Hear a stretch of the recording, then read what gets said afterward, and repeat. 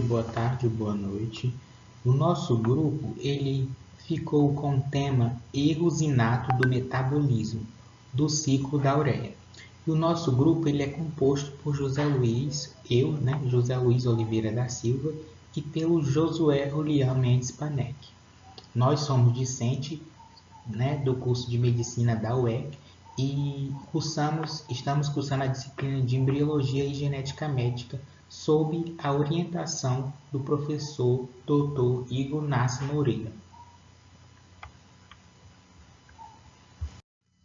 Bom, o nosso objetivo aqui é trazer a vocês os erros inatos do metabolismo do ciclo da ureia, apresentar a vocês esses erros. E aí, o que são os erros inatos do metabolismo?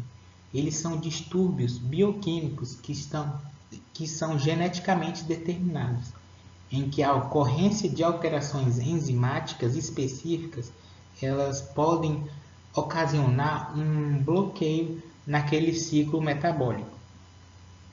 E esse bloqueio ele pode causar várias enfermidades, a depender do local ali que foi afetado. Dentre centenas de erros, de distúrbios que são conhecidos, a gente vai se aprofundar naqueles que estão relacionados ao ciclo da ureia.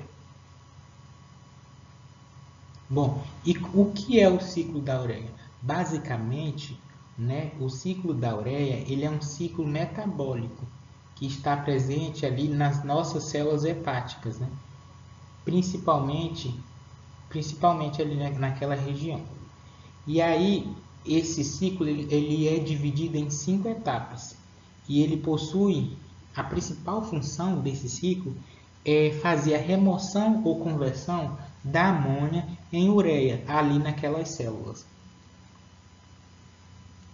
A ocorrência de alterações enzimáticas ali no nosso ciclo da ureia, ele vai causar a deficiência em uma ou mais enzimas que são responsáveis por realizar essa conversão da amônia em ureia.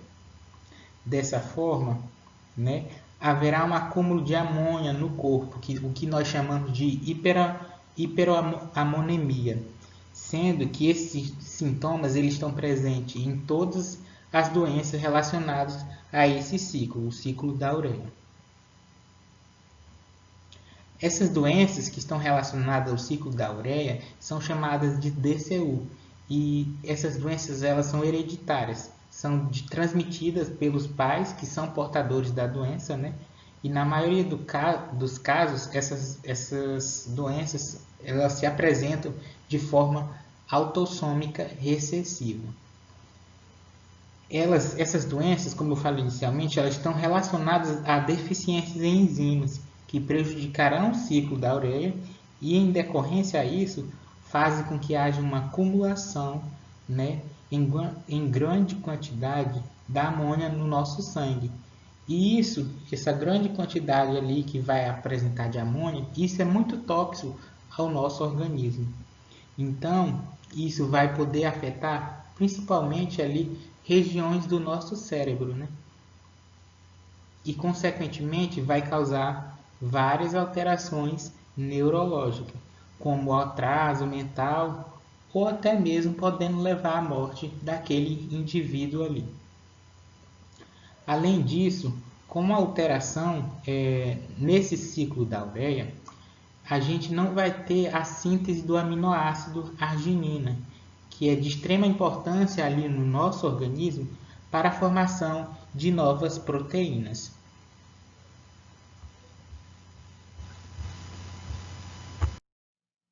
Certo.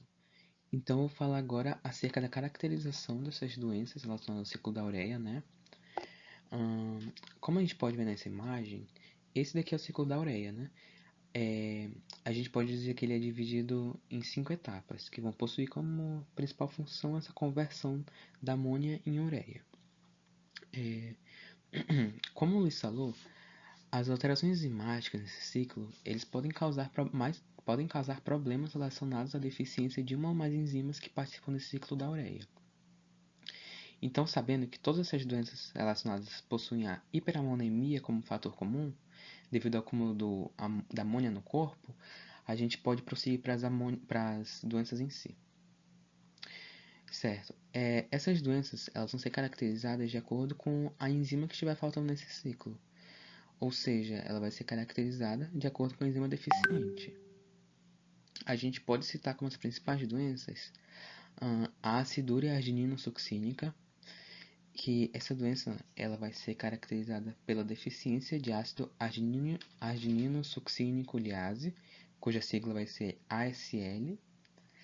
Temos também a citrullinemia, que ela vai ser causada devido à deficiência de arginino-succínico sintase, cuja sigla vai ser ASS. A gente vai ter ainda a deficiência de carbamoilfosfato sintase 1, que, como o próprio nome diz já, né, vai ser a deficiência de carbamoilfosfato sintase 1, cuja sigla vai ser CPS1. Vamos ter ainda também a deficiência de ornitina transcarbamilase, que vai ser outra doença caracterizada pela deficiência de ornitina carbamoiltransferase, cuja sigla vai ser OTC. Bom, nessa OTC a gente vai poder falar também outra diferença dela, que enquanto as outras doenças elas são caracterizadas por serem autossômicas recessivas, a OTC, né, ela vai ser uma doença dominante ligada ao X. Certo. Além disso, também temos outros tipos de doenças, como por exemplo a deficiência de N-acetilglutamato, sintetase, e também a argininemia, que ela vai ser causada devido à deficiência de arginase, cuja sigla vai ser ARG1. Certo. Agora, em relação à incidência dessa doença, estima-se que, de maneira geral, o grau de incidência, né, nessas doenças do ciclo da ureia está entre 1 para 8 mil a 1 a 44 mil, ou seja, pode ser, por exemplo, que a cada 8 mil indivíduos um possa desenvolver essa doença, até um indivíduo para cada 44 mil.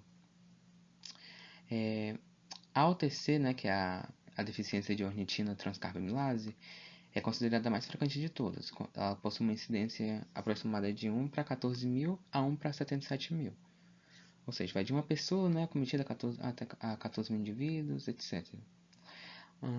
Além disso, também, a deficiência do N-acetilglutamato sintetase e a deficiência da carbamoilfosfato sintase 1, elas são consideradas os tipos mais raros dessas doenças do ciclo da ureia. Ok. Podemos descrever ainda alguns sintomas gerais que as pessoas com algum tipo de doença do ciclo da ureia, nos DCOs, elas manifestam. Exemplos, temos a hiperamonemia, né, como já foi dito, também a deficiência mental leve, vômitos, intolerância a proteínas, encefalopatias, convulsões, deterioração mental, pode chegar até a morte também, né? Ainda nos primeiros meses de vida, principalmente do recém-nascido, que é o mais afetado. Bom, nessas situações, né, quando a gente estiver apresentando essas doenças, o tratamento a esse indivíduo, a esse paciente, deve ser instituído o mais rapidamente possível. Bom, no que consiste esse tratamento? Esse tratamento, basicamente, ele vai se basear em medidas, na instituição de medidas que evitem essa produção de amônia e visem eliminar essa amônia excedente. Para evitar essa produção de amônia, vai ser fundamental esse indivíduo fazer uma dieta controlada. Isto é, as crianças que elas vão apresentar essas DCOs, elas devem limitar a ingestão de proteínas e serem orientadas para escolherem os alimentos de sua quantidade. Tudo a fim de evitar esse excesso, para impossibilitar esse excesso de amônia, principalmente. Essas quantidades desses alimentos, essa dieta balanceada desses indivíduos, ela vai ser ajustada segundo a necessidade de crescimento da criança. Já quando você já está com esse excesso de amônia, o que é realizado? É realizado o tratamento médico, realizado o tratamento feito pelo médico, né, com medicamentos. Eu vou citar rapidamente só alguns tipos de medicamentos, tipo benzoato de sódio, arginina, suplemento de citrulina, etc. Mas a gente não vai adentrar muito nisso. Bom, como é feito o diagnóstico dessas doenças? Bom, algumas doenças do ciclo da ureia, né, elas podem ser detectadas através do teste do pezinho, né, que é aquele rastreio neonatal. Algumas outras são detectadas através de testes no sangue ou na urina. Às vezes também teste genético, né, que vai demonstrar a presença dessas mutações nesse gene responsável dessa enzima afetada. Assim como estudar alguns outros elementos. Bom, dessa forma a gente pode perceber que mesmo que ela seja considerada uma doença tratável, com essa mudança drástica na dieta principalmente, ela pode ser uma doença fatal caso não seja diagnosticada e tratada. Bom, com isso a gente vê a importância desse acompanhamento e a importância da realização desses exames em recém-nascidos, que são principalmente os mais afetados por essas doenças.